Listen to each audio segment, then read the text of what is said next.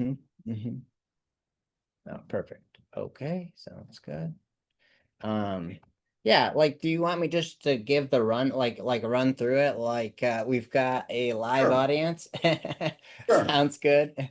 And I would appreciate your, feedback or anything that kind of resonates with you, or you think, oh, maybe Nick should know about this. I'd love your feedback on all the stuff I've been thinking about.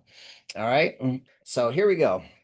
So this is my AI power up, supercharge your teaching and elevate student learning. Again, that's to a nod to my failed attempt at doing this over the winter break.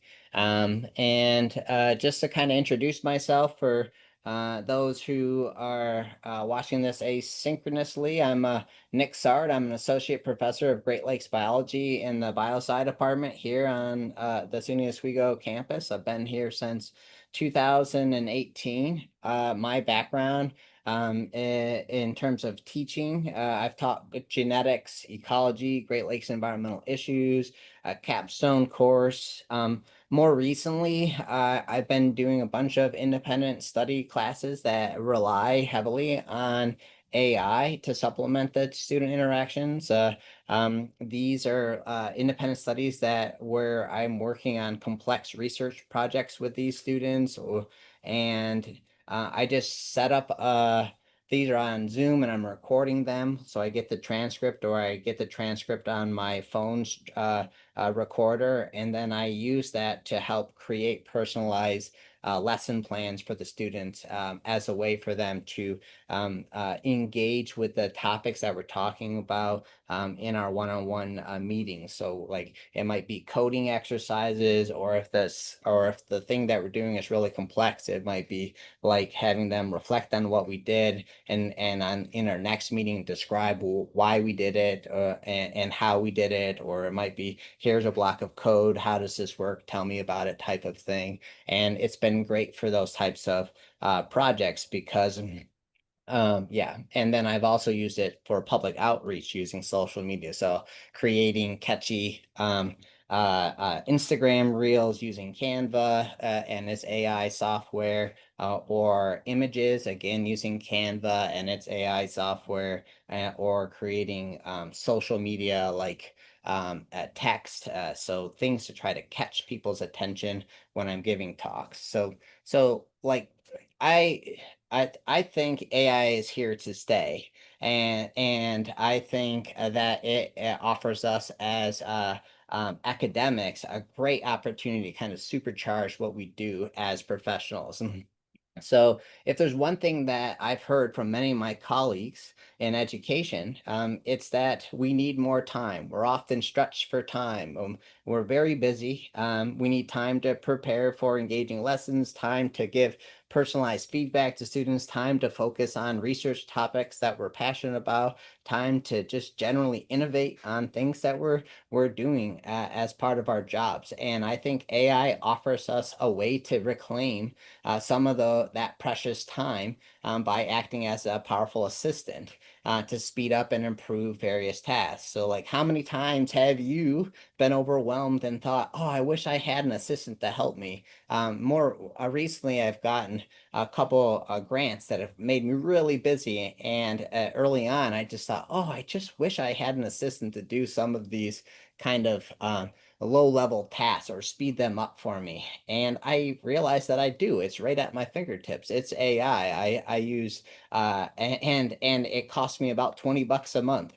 So I use Google's Gemini Pro version, and I use it every day, all day for all kinds of stuff, and it's been super helpful. And the beauty that what I get excited about in the context of Google's Gemini software is that we're a G Suite campus, Google Suite campus, and so I see it as a potential a thing that we can integrate. I'm assuming, I guess we'll see what CTS says, that this could be seamlessly integrated into the system that we currently already have at SUNY Oswego. Um, and let's see here.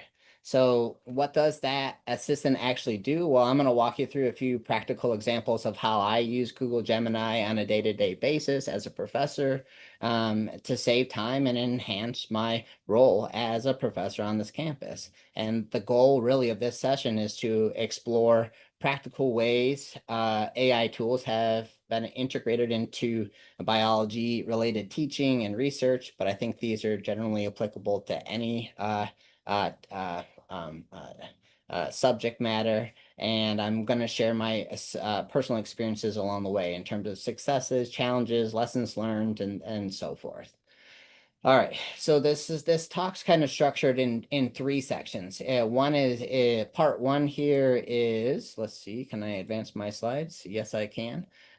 Is my academic AI journey. So I told you I got here in 2018. And one of the things that I was focused on initially as a professor here on the campus is integrating active learning strategies into my science classes. I mean, there's really clear evidence that active learning strategies, they increase student performance in STEM related fields.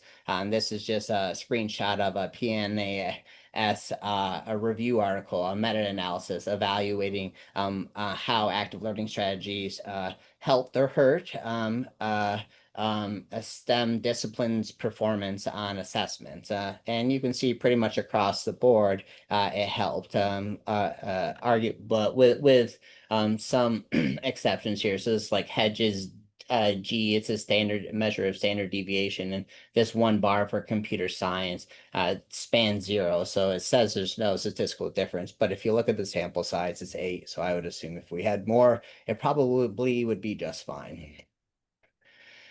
So when I one of the things that I would do as part of my class, this is what my typical class structure has looked like up until last spring. So it's a mixture of guided handwritten notes with small discussions and little, mostly activities. There's a strong emphasis on high stakes assessments, quizzes, and exams. I know there's issues with that. So, but here's some screenshots of like what a class would look like. First slide up as students are walking in, provides an outline, provides learning objectives for the day, provides announcements and assignments for the students. And when we got into the actual note-taking part of the class, I would use what is this? An Elmo. I'm forgetting the name of this thing. What is it, John?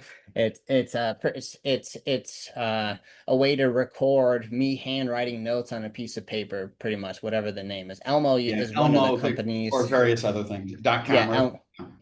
yeah, camera. So at any rate, so and then I've integrated that with Panopto, and so every one of my lectures is recorded. So students, if they miss a class, they can simply go online and see the whole kit and caboodle there. But I'm handwriting notes.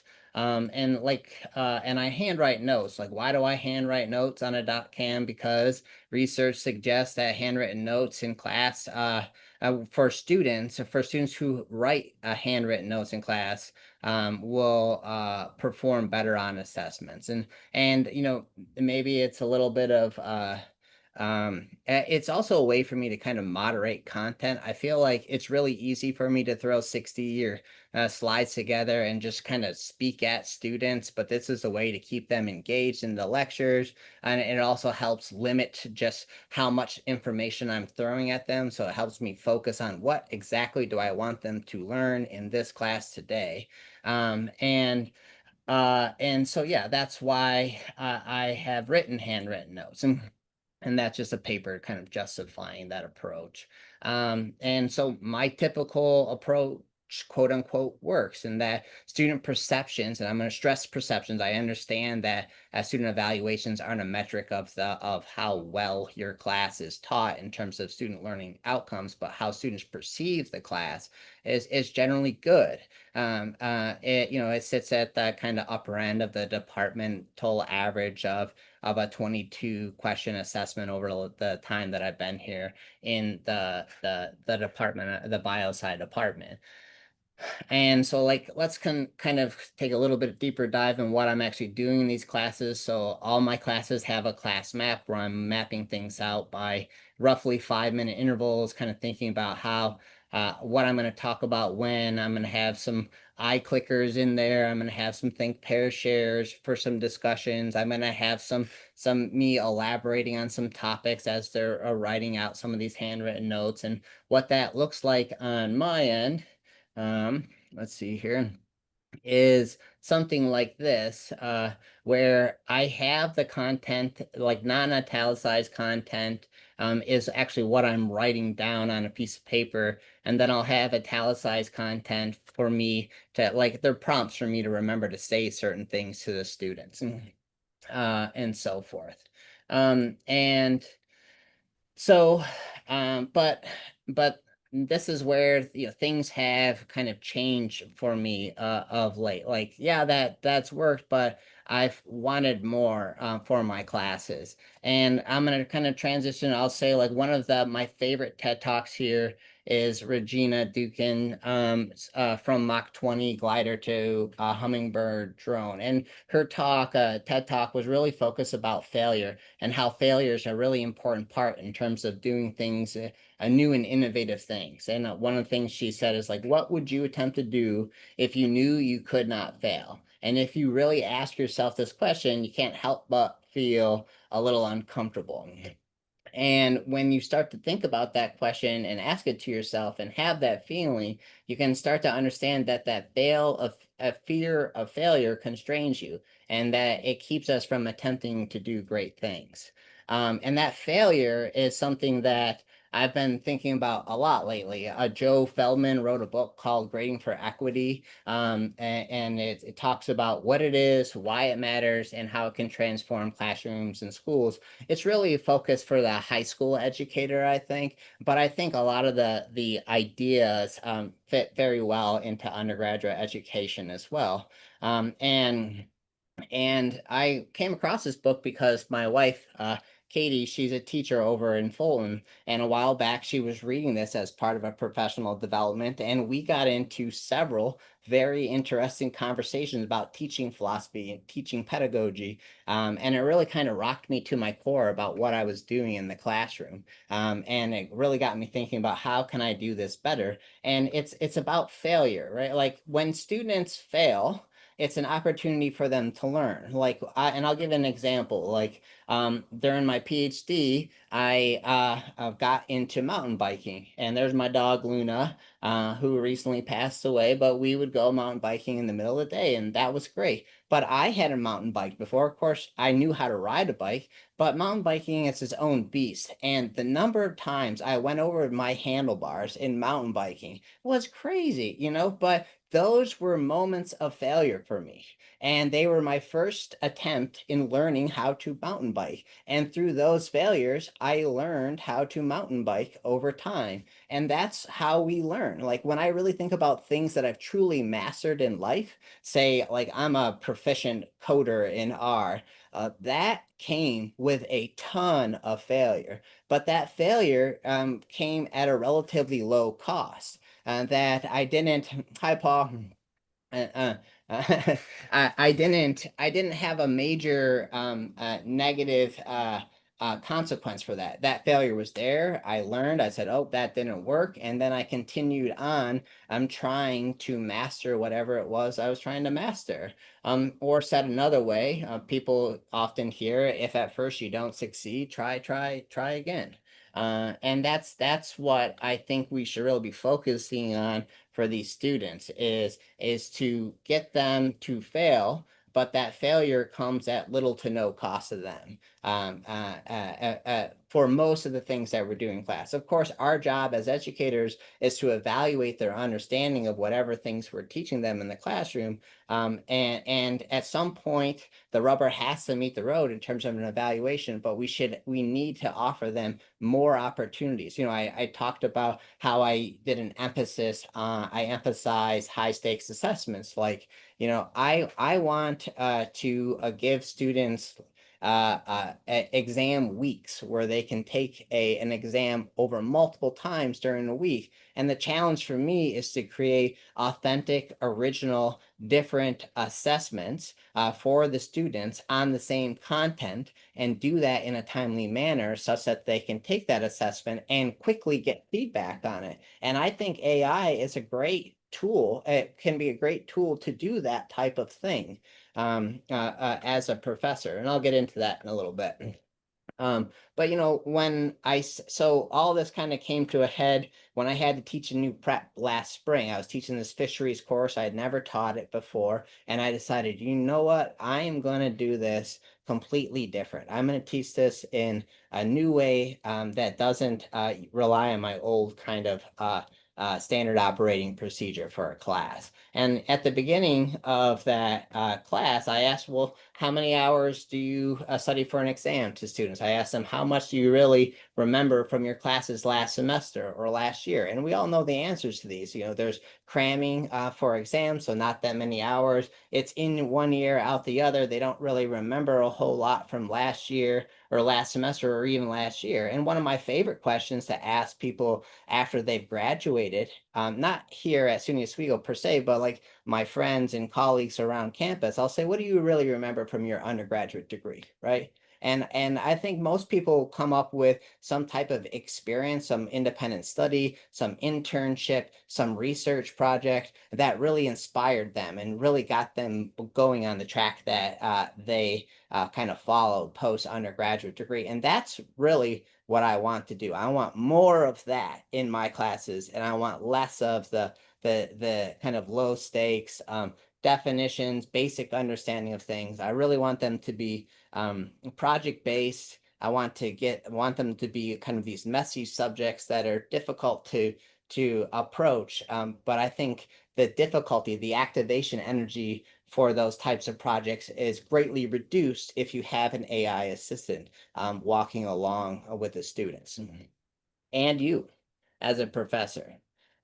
Okay, so to me, there's a problem with my quote unquote good classes. And the other thing too is like when I think about why I teach the way I've taught in the past, it's really because that's what I enjoyed as a student. Like why I teach the way I teach, the handwritten notes, the small discussions, and whatever else. Well, that was because my favorite teacher was Ted Lee. He was a genetics professor, and I'm basically teaching his course, but in my way. But when I think about that, like why did Ted Lee teach the way he taught? It's probably the same answer. And so now we're 40, 50 years in the past. And one of my students had this quote at the end of their emails: if we teach today as we taught yesterday, we rob our children of tomorrow. And that really stuck with me. Like when you think about what these students have today at their fingertips, it's amazing. Amazing. The internet that I interacted with in the early 2000s as an undergraduate student is not the internet today. This is a map of the internet and like where people actually go in the internet. And one of the biggest bubbles is, of course, Google, right? If you want to learn something, go Google it. If you or here's another one, YouTube, go watch a YouTube video on it. I was teaching a genetics class a couple of semesters or a couple years ago, and I wanted to learn I was re-remembering, I was relearning this gene regulation kind of signaling transduction pathway. And I was watching it, and then as I was watching, I was like, what in the hell am I doing? Like, why don't I just have the students watch this? Like, why am I going to go up there and kind of reinvent the wheel? The wheel is invented. Have the students go watch the YouTube video and come to class and do something based on the video. But my point is YouTube is a great place to learn, and so is Wikipedia. I didn't wear my Wikipedia shirt today. I have my Kirk Gazette YouTube channel. I'm a big YouTuber for lots of different reasons, but yeah, Wikipedia is also another place students go to learn. I'm going to guess through time, Wikipedia is going to kind of dwindle, and Google Gemini or ChatGTP are going to replace it in a big way in terms of learning. But the point is we need to change how we teach because the information landscape is fundamentally different than when we went through this system. All right. All right, so yeah, so before we get into this Gemini tool, so like I mentioned at the beginning of this thing, I'm a Gemini Pro user. I pay 20 bucks a month to do it, and in my mind, it's worth every single penny. Like I said, I use it every day. There's lots of different versions of Gemini. There's the Flash model for rapid responses and efficient handling of frequent simple tasks. So like define osmosis, or here I can copy paste my lecture into Gemini and say fact check this for me. Am I hitting all the points? Is this right? And it's going to do it in seconds. And that's great. The Pro model, it's versatile. It's a go-to thing for in-depth analyses, complex problem solving, quality content creation. Like I could give it my syllabus and say, what's wrong with this and how can I redo this to make this better? I can give it code, and I've given it thousands of lines of code, and I've asked it to help me debug it or make it better or make it more efficient. There's so many stories about coding, but I know coding's some kind of a niche topic, so I'll leave it at that. Deep research, it has this deep research capability. So like I've asked it to do deep research on all kinds of things, and it'll come back and it'll give me 20, 30, 40-page reports on whatever I want. It's amazing. I don't have to sleuth the internet anymore and decide what's good and what's not. It does it for me, and it does it for me in a really efficient manner. And one of the things I really love about it is that if you don't want to read the 30 or 40-page report, which I often do, um I can make it'll make me a 5 to 10 minute podcast about the 30 or 40-minute report, and I love those too. Those are great for like when I'm driving to go pick up the kids and I want to learn something. And then there's also Creative Canvas. So Canvas is a great way for brainstorming or outlining projects or visualizing connections between ideas. It helps me edit emails and just various forms of text in real time, as Gemini is kind of my co-pilot. I know that's Microsoft's name for their AI, but it really is. We're kind of going through this thing together, and I'll kind of provide an example about that here in a little bit. And the video content support, I actually haven't really used that all that much, but it does offer the ability to develop scripts or generate ideas about educational videos or to summarize existing video resources. Oops, I should be clicking through these. My apologies. And then one recent addition is this personalization model. So like one important thing when you're working with AI is to kind of set the stage for it, kind of help on it understand what you're looking for. So I might provide it with a lot of background information about what I'm looking for before I actually ask the question or ask it to do this task. What's nice about the personalization model is that it uses your search history to personalize your responses, and I do that all the time. I use pretty much every single one of these things to help me make this talk today over the course of the last week or so. Super helpful. So that's my part one. That's my AI journey. I'm a Gemini user. I'm completely naive in terms of Chat GTP or Microsoft's Copilot. I'm generally a Google person through and through. Got my Google Pixel 9 here. I have all my Gmail accounts, and I'm a G Suiter for sure. And I'm sure the others offer interesting things. Actually, John, the the personalized chat GTP for your class that I saw for that you and Stephanie talked about or talking about, that did pique my interest because that's not something that Gemini offers yet, or at least not that I'm aware of. Um, yeah, so the second part here is just I wanted to provide 4 examples of how to inspire AI integration into your workflows. So I'm going to talk about an on-demand editor. AI is an on-demand editor. You can create kind of rough drafts and to complete polished things in minutes. It's really, and the classic saying in academia is puke and polish or barf and buff.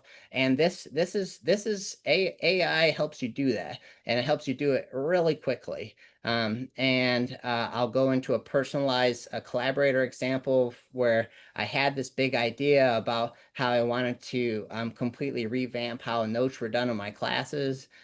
So I had that big idea, and then AI helped me develop the details to kind of flesh that all out and make it a reality.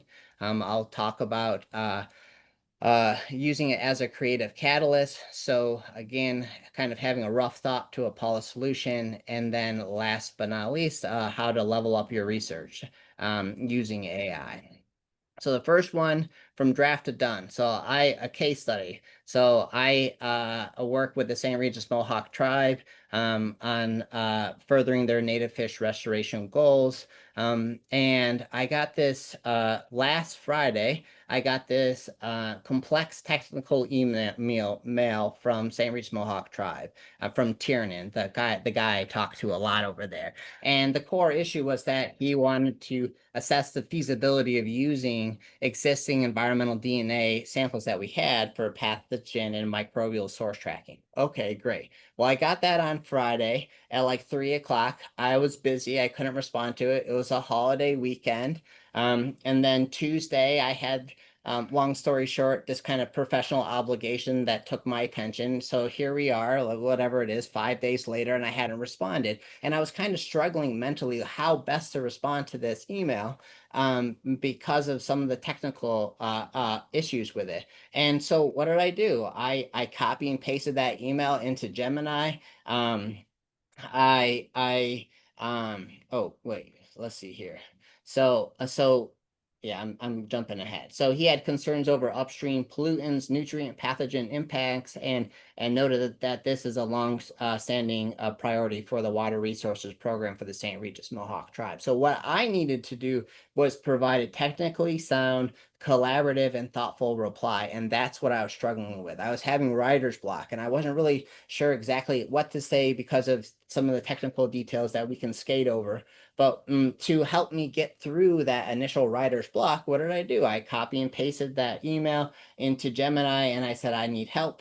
Right. And it spat out real quick an initial professional template trying to address the main points, but they were off. It was like 60% right. It wasn't quite there. So I said, oh, no, I want you to add in this nuance. I have some experience with this based on my master's degree. But I think we should have a specialist that focuses on microbial metabar coding. And I provided it with some specific stuff about the environmental DNA methods that I knew about the volume of water we collected, the filtration method, the preservation method. And then it integrated all these technical and personal details into the email. And then we got to be like, it was like 80% there. And this is all with Gemini's canvas. So like we're going back and forth.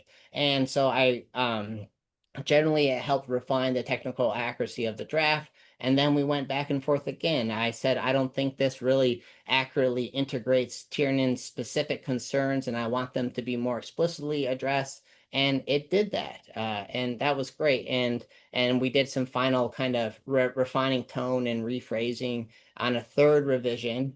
And what I got in the end was a polished strategic response. It was nuanced. It was technically accurate. It aligned with my expertise, the St. Regis Mohawk needs, tribe's needs, and it managed the expectations that there were sampling limitations that didn't allow us to do exactly what they needed, but I thought that we could do it relatively in a straightforward way in the near future. And it was done in a collaborative way. So it was kind of like a no to them, but we could probably do this with a couple tweaks and changes. And this whole thing happened in about 10 or 15 minutes. And it helped me again kind of get through that initial writer's block. And a lot of times what I'll do is, Gemini will let you voice to text speak to it. So I just kind of, I'll copy stuff in there, and then I'll just kind of word vomit at it and not worrying about spell check or misinterpretations of what I'm saying to the speech to text editor. And then I'll just press enter and go, and AI knows what I'm talking about. It can infer. It's not pretty, it's not neat, but it gets the kind of meat and potatoes of the things that I'm trying to get across to it. And so that's one way I use AI. The other one here, I'm going to switch to my second example, this personalized collaborators from big ideas to detailed plans. So I told you I do handwritten notes, and I wanted to make my note taking more engaging, and I wanted to leverage student research skills effectively. Like when I engage with this I engage with media all the time, and when I come across relevant examples, I'll share that with my Google Notes because I'm a Google person, and then I'll put a class tag like this is relevant to my genetics class. Like I just read an article this morning about a rare genetic disease that they use CRISPR to save this baby's life. I mean, the other alternative was try to do a liver transplant on a 6 month old or something like that, something crazy like that. And so that's a great example to talk about in a genetics class with my students, but that's not the only example. And different examples are going to resonate with different students. Like when I talk about genetic stuff in my genetics class, a quarter of the students want to be vets. A quarter of the students want to be human medicine related. They want to do something in human medicine. And then the remainder are kind of fish and wildlife management and conservation interested. And so I want to reach all the students all the time, but I can't. My issue is time. Like I can only provide so many examples and do that well in a class setting. But I think I could use AI to create a set of notes that are open to being changed or supplemented by students based on examples they find. Our students are excellent sleuthers of the internet. They come across all kinds of stuff. If I have 40 or 50 students in a class, they're all engaging with the internet all the time, and they come across examples that they could add to our notes as an example of how this broad general concept actually is applicable to the real world. So I use AI to brainstorm and structure a comprehensive gamified system of notes, class notes. This is Colin. He was Mendelob thinned, and he won this game of kind of improving our online collaborative notes. And the promise was that I would make him a macaroni fish or whoever the winner was, I would make them a macaroni fish at the end of the semester, and he was quite proud to be the what was it, fishery science and management game champion in 2024 there. Um, and so the result is what AI and I created was fishing for gems in the sea of information. So this is a Google Doc framework for interactive student-driven learning, and it's the gamification of notes. So like everything I'm about to show you was created in collaboration with AI. So the fishing for gems in the sea, that's a name we came up with together. Fishing, a play on the fisheries centric class. Gems in the sea of information. The sea of information is the internet, and not all the internet has quality information, but there are some real gems in there. And that's what I wanted to have the students help me do. So we have these objectives of the game. We want to create content, and there's like specific things that you could do to help elaborate on the class notes that we created, such as Wikipedia wormholes, YouTube deep dives, podcast pursuits, news navigators, and social media sleuths, where I had a sub page where they could read about each one of those in more detail. And then also, I had specific rubrics for these types of classes. So I had these 5-point rubrics that I was using to kind of assess where they are in creating content connections associated with our class notes. And every single one of these things was created using in collaboration with AI. So, I had the idea of well, using Wikipedia as a learning tool, using YouTube as a learning tool, using podcasts as a learning tool. We came up with some fun names for them, and then we created a rubric where the rubric is the idea here is to create identify connections to the class notes that we have for whatever topic it is, to things associated with things you might come across in the internet, like Wikipedia pages of kind of Wikipedia pages of well-known fishery scientists that you might talk about in the history section of fishery science, or YouTube pages kind of summarizing how different fisheries techniques are done in the field, or podcasts about a conservation a project. Like during that class, one of my collaborators was on a U.S. Fish and Wildlife podcast series where they were highlighting conservation efforts associated with one of the fish species here in Lake Ontario called bloater. So that's a way to connect to the notes, so to make the notes more real, and more tangible, more relevant to your day-to-day life. And like I'll just say, like, one of the things I hate doing is making rubrics. I think rubrics are super important. I think I really like the use of a rubric once it's created, in terms of using it on Brightspace or whatever learning management system we're talking about. I love them. They're super great in terms of grading, but I hate creating them. They take a long time to create, and so the ease at which I created these rubrics for these different assignments was amazing to me. So like, if you ever want to create a rubric for any one of your lessons or any one of your assignments, give the assignment to your AI of choice, and then ask it to create a rubric for you. And you can iteratively create that rubric in a matter of probably less than 5 minutes. And that's a huge time saver. And it's great for students, and it's great for you, because you're establishing clear expectations. This is what you should, this is what it takes to meet this bar in terms of your understanding. And I personalized it to a fishy centric theme, master mariner or novice navigator or so forth. And I would have never come up with those. I would have just said, novice or emerging or whatever the common terms are for rubrics. And so definitely consider doing that.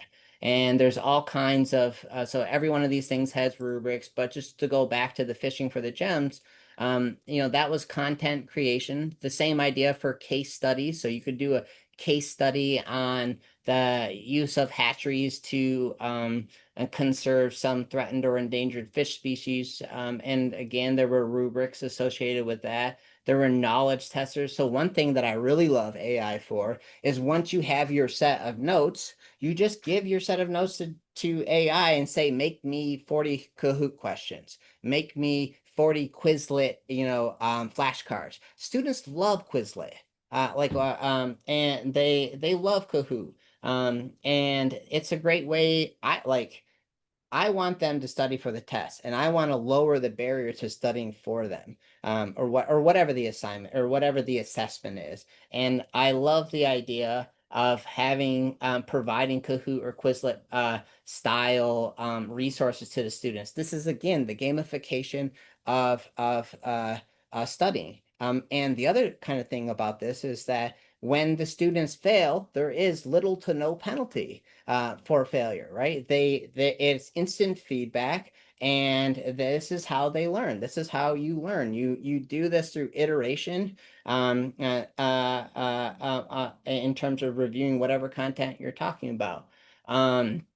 Foundational fundamentals, like if we're talking about population growth and fish populations, and like what makes and maximum sustainable yield, well, you could connect that to your ecology class and population growth theory, and that was another type of thing you could do. Or you could help me create learning objectives for these notes. Like, here's a set of notes. What are reasonable learning objectives? What are reasonable learning targets for this set of notes? And it can be done in an instant. And then, it's a messy affair, like when you do this. So I originally called it the best disinfectant is light. Like, it's like this this is my first time through class, and we all know first time through class is a little bumpy, right? But I welcome that bumpiness, right? I said if there's anything, you that impede your student learning, whatever it is, it could be as little as typos, grammatical issues, ambiguities, missing elements, let me know. It was a Google form, right? Show me where it is, and I will give you points in this game for showing me that stuff, because that stuff is going to improve all students' learning by having that dialogue with me. So that's my fishing for the gems in the sea kind of quick rundown. And I just want to emphasize the quick creation of good quality rubrics. I want to emphasize the quick creation of good quality test studying materials like Kahoot or Quizlet materials, so that gamify the content that you're talking about. And I want to emphasize, not every professor provides learning objectives for the content that they're teaching. I think that's really important, but if you're a professor, if you don't want to do that, or if you don't have the time to do that, you can easily say, take my notes and go and help me create learning objectives for this set of this topic, whatever you're going through. All right. So my fishing for the gems. We talked about Colin and how he won. He was also proud. Let's see here. Yeah. So AI helped outline the idea of students linking notes to diverse online resources for points.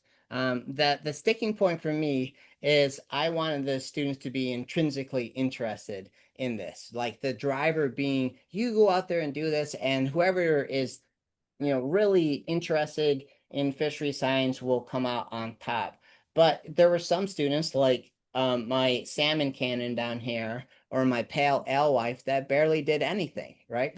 And despite me having multiple conversations with them, right? Like, and so like one thing that I realized about that style of note taking and having students engage in that notes is that you got to put a little skin in the game for them. And you need to have it needs to be a little bit more structured, and that this like there needs to be a quote unquote assignment every week, even if the assignment is yay or nay, you did it or you didn't. And you could go back and do it all the way up to some point later on in the semester. There's got to be a little skin in the game so they actually will do it. And I that kind of makes me reminds me of AQ, some of the stuff in AQ in terms of getting students to engage in an online class.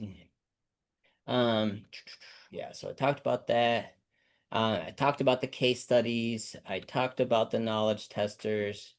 Um, yeah. So in general, AI has supplemented my teaching by improving my efficiency, by speeding up this design process. Like I want to do cool classes, but I have a limited amount of time in my day, and AI helps speed up that design process. It helped me create this intricate learning game in a time frame that would be infeasible had I not done it with AI. It helped me with creativity and breadth. It helped me generate a wider range of ideas and structures that I might not have developed alone in the same time frame. It helped me focus on pedagogy by offloading some of this drafting and structure. It helped me focus on my goals of engaging students. It focused on developing more student-led experiences in the class. And it helped me demonstrate that this entire initiative itself serves as an example to students about the constructive and creative uses of AI for them to show a demonstration to students themselves. This is what AI could do for you if you wanted to apply it in this way. My third is this creative catalyst. This one, oh, I can't answer that right now. Sorry. Mute. I don't know how to hang up. That's my wife. Sorry. She'll understand. But so colleague of mine, Stacy Fergal, Sea Grant. She's down in Penfield. She works for New York Sea Grant, and she said to me just yesterday, "Hey Nick, I want to do what North Carolina's doing. They, Katie, hey, I'm in the middle of a presentation right now. I'll call you back." There we go. There we go. Um, Yeah, they use it's hook, line, and science. Fish Science Simplified. It's peer review literature or technical reports written by scientists that are distilled down in a manner that is approachable to the average angler, the average person interested in fish and fish science. And we want to do that here for Lake Ontario and Lake Erie. There's these super technical but very, very important reports that come out every year. And we thought, oh, well, wouldn't it be great if we could do this and have a social media kind of pamphlet that people could engage with? So, I wanted to come up with a New York centric name that wasn't hook, line, and science. I didn't quite like that name, and that's North Carolina's, thing.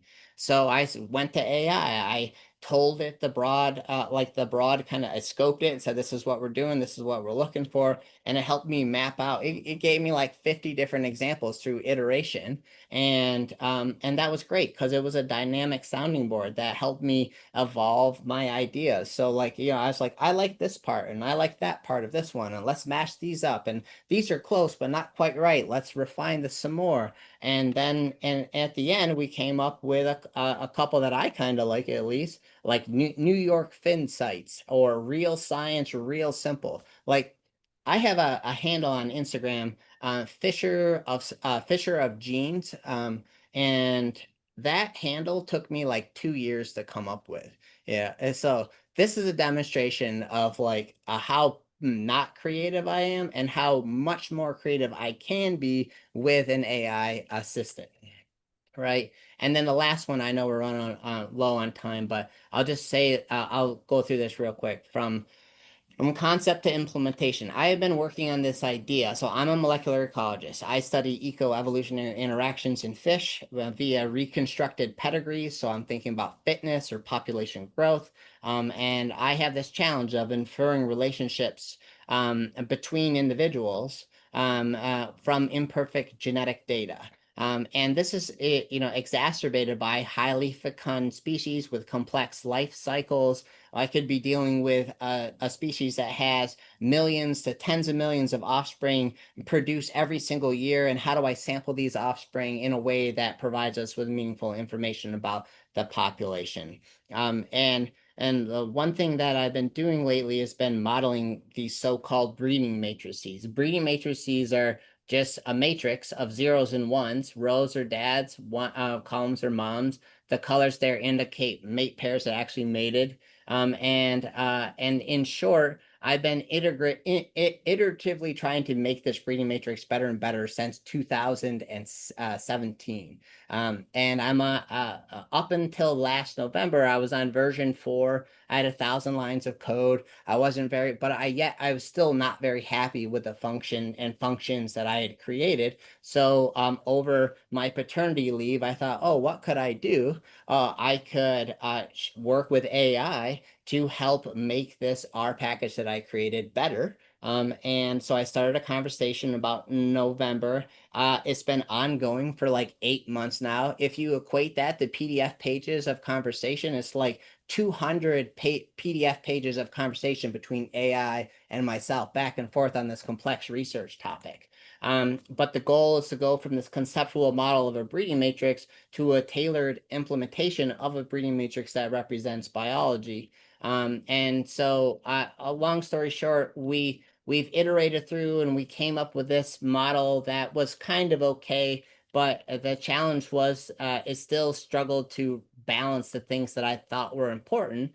And through this conversation, I realized that I wanted to do a Markov chain Monte Carlo algorithm. I've never created a Markov chain Monte Carlo algorithm. I am familiar with them, and because of my field of population genetics, but I knew that there's this vast probability space work through, and I didn't know how best to do that. And I landed on this MCMC approach, and I wrote it in R using C++, and that was great.